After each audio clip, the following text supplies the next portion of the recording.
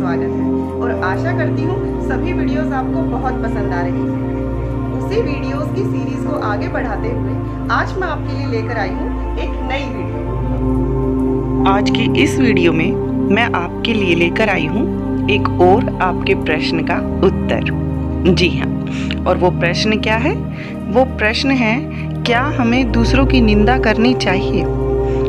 देखिए दोस्तों, अगर आपको किसी की सच्ची बात किसी को बतानी है जो आपने आंखों से देखी हो, तो आप उस बात को दूसरे आदमी को बता सकते, जिसके बारे में आप वो बात बता रहे हो, यदि उसे कोई नुकसान ना हो तो। लेकिन अगर किसी दूसरे के मुंह से सुनी हुई बात आप किसी दूसरे को बता रहे हो, जो बात आपको वास्तव में पता ही नहीं है कि सच है या झूठ है, और जिसके दूसरे को बताने के पश्चात जिस इंसान के बारे में आप बता रहे हो उसके लिए अच्छा ना हो, तो यह निंदा होती है। तो निंदा करने पर आप जिस व्यक्ति के बारे में बात कर रहे हैं उस व्यक्ति के दोष आपको लग जाते हैं। कैसे? चलिए मैं सुनाती हूँ आपको एक कथा, और इस कथा के माध्यम से आप खुद समझ जाएंगे कि कैसे दूसरे की निंदा करने से हमारे ऊपर दोष आता है। एक बार एक राजा होता है जो बहुत बड़ा राजभोग चलवाता है।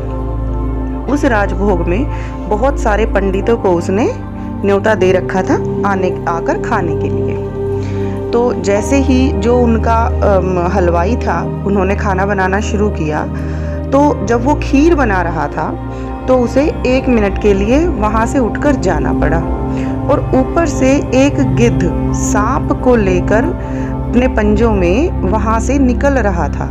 तो जैसे ही वो उस खीर के ऊपर से गुजरा तो उसके हाथ से वो सांप छूट गया और उस खीर में गिर गया। अब जब हलवाई आया तो उसने अपनी खीर को हिलाया, और सारे जितने भी जो ऋषि मुनि थे उनको बुलाया गया था, उन सबको परोस दिया गया। और जब उन्होंने अपना भोजन खत्म किया तो उन सबकी मृत्यु हो गई। तो अब इतने बड़े मृत्यु होने के पीछे अब चित्रगुप्त जो थे, जो हमारा सारा लेखा जोखा रखते हैं, वो परेशान हो गए कि अब मैं किसको दोष दूं, क्योंकि दोषी तो कोई भी नहीं है। ना वो राजा दोषी है, उसने बहुत ही अच्छे मन से सबको बुलाया, सबको भोज करवाया। जो हलवाई है ना, वो दोषी है क्योंकि उसे पता ही नहीं था कि इस खीर में सांप गिर चुका है। ना बाज दोषी है क्योंकि वो भी अपने खाने को लेकर जा रहा था, उससे अगर गिरा है सांप तो वो भी कोई उसका दोष नहीं है। और ना ही खुद वो सांप दोषी है, ना डालने वाले दोषी हैं। तो वो बहुत परेशान हो गई। कई दिन गुजर गए तो एक बार एक ऋषि मुनि उसी राजा के महल में जाने के लिए उसकी प्रजा से पूछने लगा कि हे अम्मा, जो ये राजा है इसका महल कहाँ है? तो जैसे पूरे आसपास हर जगह बात फैल चुकी थी तो उसे भी पता चल चुका था। तो उसने व्यंग्यात्मक लहजे में कहा कि जाओ, हाँ आप वहाँ उस राजा का उस तरफ है, और वो तो है ना सारे ऋषि मुनियों को मार के खाता है। तो उसने जब यह बात बोली, जो चित्रगुप्त थे उनको यह समझ में आ गया कि मुझे अब यह दोष किसके सिर पर डालना है। यानी कि इन सभी हत्याओं का जो दोष था, जो पाप था, वह उस औरत को लग गया। तो आपको समझ में आ गया होगा कि किस तरीके से दूसरे की झूठी निंदा करने से उनका दोष हमारे सिर पर लग जाता है। जैसे अगर किसी के बच्चे पढ़ाई में अच्छे नहीं हैं और आप किसी दूसरे से उसके बारे में बात कर रहे हो, तो हो सकता है उसके प्रभाव के कारण कल को वही परेशानी आपके बच्चों में आ जाए, या अगर उसे कोई बीमारी है तो वो बीमारी आप में आ जाए।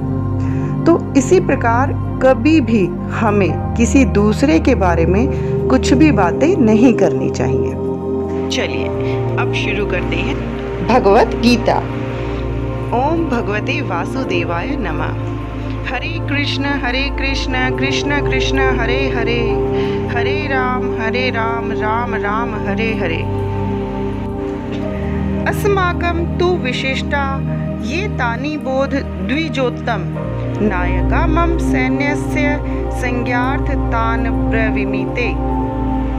क्योंकि पिछले श्लोकों में आपने जान लिया होगा कि जो संजय थे वे धृतराष्ट्र को सब कुछ बता रहे थे कि महाभारत में किस तरफ कितने पराक्रमी हैं। तो जो पांडवों की सेना थी उसका उन्होंने बखान कर दिया था।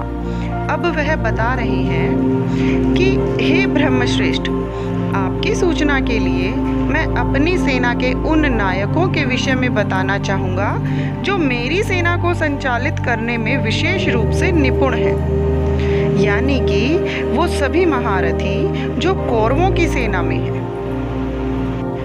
भवान भीष्मश्च कर्णश्च कृपश्च समितिञ्जय अश्वत्थामा विकर्णश्च सोमदत्तिस्थैव च। मेरी सेना में स्वयं आप, भीष्म, कर्ण, कृपाचार्य, अश्वत्थामा, विकर्ण तथा सोमदत्त का पुत्र भूरिश्रवा आदि हैं जो युद्ध में सदैव विजयी रहे हैं। दुर्योधन उन अद्वितीय उद्वीरों का उल्लेख करता है जो सदैव विजयी होते रहे हैं। विकर्ण दुर्योधन का भाई है, अश्वत्थामा द्रोणाचार्य का पुत्र और सोमदत्ती या भूरिश्रवा ब्रह्मिकों के राजा का पुत्र है। कर्ण अर्जुन का आधा भाई है क्योंकि वह कुंती के गर्भ से राजा पांडु के साथ विवाहित होने से पूर्व उत्पन्न हुआ था। कृपाचार्य की जुड़वा बहन द्रोणाचार्य को ब्याही थी। आज के लिए इतना ही। मैं यहीं पर अपनी वाणी को विराम देती हूँ और आशा करती हूँ कि वीडियो आपको बहुत पसंद आई होगी। चैनल को सब्सक्राइब और लाइक करना बिल्कुल ना भूलें। धन्यवाद। जय श्री कृष्ण। मिलती हूँ आपसे अगली वीडियो में।